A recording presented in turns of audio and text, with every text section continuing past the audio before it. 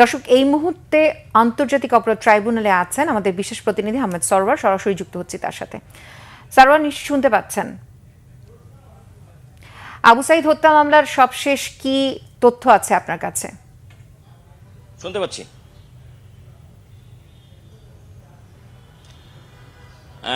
আবু সাঈদ হত্যা মামলাটা আজকে অভিযোগ আমলে নিয়েছে আন্তর্জাতিক অপরাধ ট্রাইব্যুনাল ২ এবং এর মধ্য দিয়ে দুইটি মামলায় এই আন্তর্জাতিক অপরাধ ট্রাইব্যুনাল ১ এবং ২ দুটি মামলা অভিযোগ আমলে নেওয়া হয়েছে।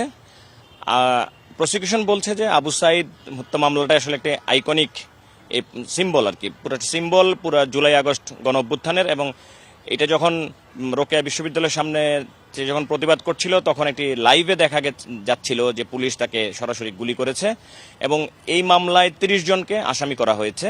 তার মধ্যে সুপিরিয়র রেসপন্সিবিলিটি আছে এবং এটার সাথে জড়িত যারা আছে এভাবে ডিফাইন করা হয়েছে। তার মধ্যে প্রধানমন্ত্রী শেখ হাসিনা এবং তার যেই মন্ত্রী পরিষদের কয়েকজন সদস্য এদেরকে করা হয়েছে এবং বিশ্ববিদ্যালয় প্রশাসন সাবেক তৎকালীন ভিসি এবং আরও বিশ্ববিদ্যালয় প্রশাসনকে তারা অক্সিলারি ফোর্স হিসাবে সুপিরিয়র কমান্ডের জন্য দায়ী করেছেন এই মামলায়। আর এই মামলায় ২৬ জন পলাতক, ৪ জন আসামি গ্রেপ্তার আছে। তারা অন্য মামলায় গ্রেপ্তার আছে, ট্রাইব্যুনাল ১-এর আরেকটি মামলায়। আজকে ট্রাইব্যুনাল বলেছে সেই ৪ জনকে পরবর্তী ১০ জুলাই তাদেরকে হাজির করার জন্য এবং যে ২৬ জন পলাতক আছেন তাদেরকে আইজিপিকে নির্দেশ দিয়েছেন তাদেরকে গ্রেপ্তার করে ১০ তারিখের মধ্যে ট্রাইব্যুনালের সামনে হাজির করার জন্য। তারপরে পরবর্তী কার্যক্রম চলবে। আর প্রসিকিউশনকে আমরা প্রশ্ন করেছিলাম যে আসলে জুলাই আগস্টের গণ অভ্যুত্থানের ১ বছর হয়ে গেল, বিচার কি দ্রুত কতটুকু হচ্ছে, এটা আগাচ্ছে কিনা, বা অনেকের অভিযোগ আছে যে বিচার দেরি হচ্ছে।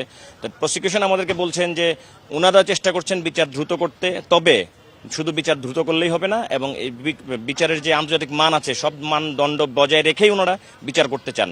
ট্রাইব্যুনালের চিফ প্রসিকিউটর তাজুল ইসলাম আমাদেরকে বলেছেন এভাবে যে আমরা মোবাইল কোর্ট করে বিচার করতে চাই না, আমরা চাই আন্তর্জাতিক সব মানদণ্ড বজায়, মানে তারা চান মানদণ্ড সব বজায় রেখে একটি ন্যায় বিচার করতে। এতে যতটুকু সময় লাগে ততটুকুই সময় যাবে এবং সে ট্রাইব্যুনাল নির্ধারণ করবে যে কতটা সময় লাগবে। তবে প্রসিকিউশনের পক্ষ থেকে কোনো গাফিলতি নেই, তারা যখনই যা করতে পারছেন তা দ্রুততার মধ্য দিয়ে তারা এই কাজগুলি শেষ করে দিচ্ছেন। তাদের পক্ষ থেকে কোনো ডিলে করা হচ্ছে না এবং তারা ন্যায় বিচারটাই দেখতে চান। আসলে দ্রুত বা কম দ্রুত সেটা কোনো বিষয় না, তাদের বিষয়টা হচ্ছে অপরাধের বিচার করা এবং ন্যায় বিচার করা। এই হচ্ছে আমার কাছে সবশেষ অবস্থা। ধন্যবাদ সারওয়ার আপনাকে।